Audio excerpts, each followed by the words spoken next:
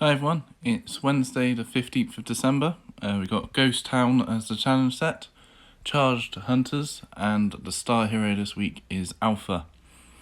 Not a great set for having a ranged star hero, but it shouldn't be too much of a problem if you're willing to use Alpha Princess Yumiko. But I'll go into that in a minute. So the first map I'm going to talk about is Suburbia. You got to open three boxes, one top left, middle top, and the cutter boot. There's two tanks that start on the map. Sometimes it starts right in front of you, which is a real pain. Normally it's just to the right over here, and you've also got one in the end zone to the far right. You got an incoming but no auto spawns, and the incoming always comes in on the far right of the map, so never in this first starting zone. And there is a spawn block you can use to the left of the top middle box. Those two spots there, if you spawn block it, then everything is coming out in front of you. So if you can get to that point with Princess, then you just got to work your way around the corner to the end line here. With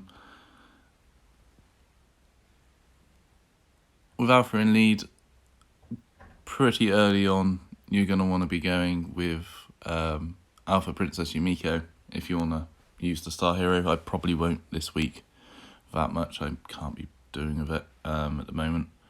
But you want a fire weapon on Alpha to set as much on fire as possible so you can keep Princess getting charged.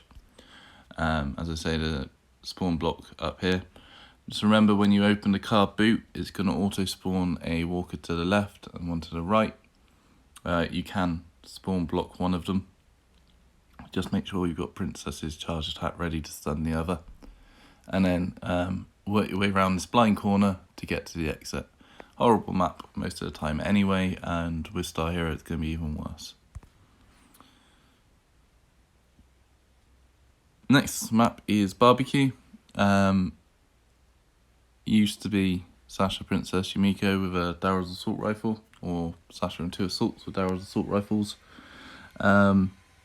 Princess using Alpha in lead, you're going to want to set as many on fire as quickly as possible to get Princess charged. Also using a cripple weapon on Yumiko to get those status effects. Be careful of this tank up in the top left. He's hidden from view usually at the start of the map. Sorry if you can hear that noise behind me, there's some work outside. Quite a few tanks on the board. Once you can, and once you've got Princess charged, if you can get her to use her charge attack and then use Yumiko to charge her back up, hopefully you'll be alright. If not, Spy will get you through quite easily, or you can even use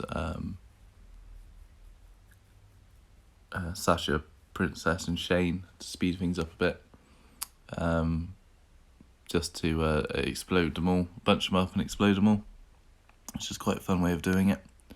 Melee isn't good on this map. Next is Swap.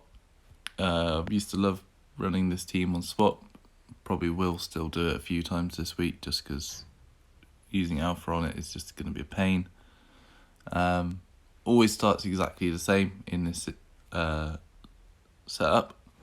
And then you got the incoming comes in at the bottom next to the bottom walker to the left, and up in the top 3 spaces next to the SWAT car. The objective is to open a container to the right, a SWAT car to the right, and 4 riots will spawn. You can spawn block most of them if you've got enough walkers around and your survivors, but make sure you don't spawn block all of them, because if you do, you won't be able to finish the map. Best way of doing it is to spawn block all but 1 space, and then you only have to kill that 1 riot to finish the map. You don't have to kill the riots that start on the map, just the ones that come out from the container. If you can get to the far right using Princess in your team and stand in the corner, you should be okay, just to keep everything stunned around you. Get the container open and then burn and kill the rest of them. Parking lot is the next map and starts with a load of normal walkers on the map right in front of you. If you can get a load of them on fire, you should be able to get Princess charged. But the incoming is a bit of a pain on this one. It will come in from the start, also on the finish line and in the top right, so it can be a bit difficult to crowd control it. You've got to open 3 out of 6 cars. 2 of those cars, which flash red, will also auto spawn 2 walkers. The brown van's spawn is the top left spot next to the brown van and also to the right of the whitey grey car. And the other red one will spawn 2 just straight out in front of it.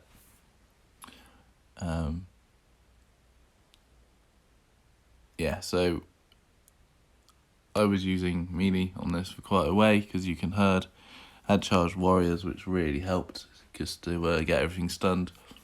Not going to be so easy this week, but I'll try and put a few teams out. This map is main road and it's going to be horrible and probably take quite a while.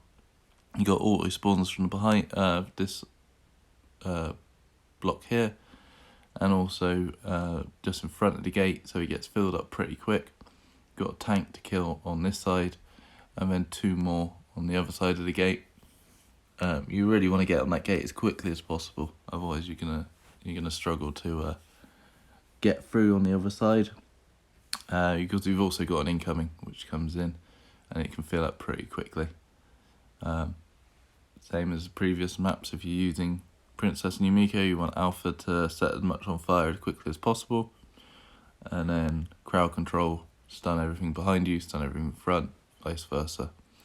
Not going to be so easy to do with the auto spawns because you'll get fresh walkers each time, and then crawl to the exit. Not sure what would be the best team other than that. We used to run 3 bruisers and hope not to get stunned or struggle. Those were the days. Next map is Sunday Traffic. This was my favourite map on the set. Herding with scouts and keeping the threat down made it relatively easy. You've got to open 3 out of 6 cars, and it's a really long map. So you start at the start. Notice this car here has a red flashing boot, and that means you're going to get an auto spawn, and you come in on either side of the car boot. And then you get to the end zone where you've got another van to the right. If you have to open that one, then a tank spawns usually within striking distance of the person who opened the van. So hopefully that doesn't happen, and you'll be able to not have to open it. If you do have to open it, then use dog to cripple it and hope it's more than 1 space away.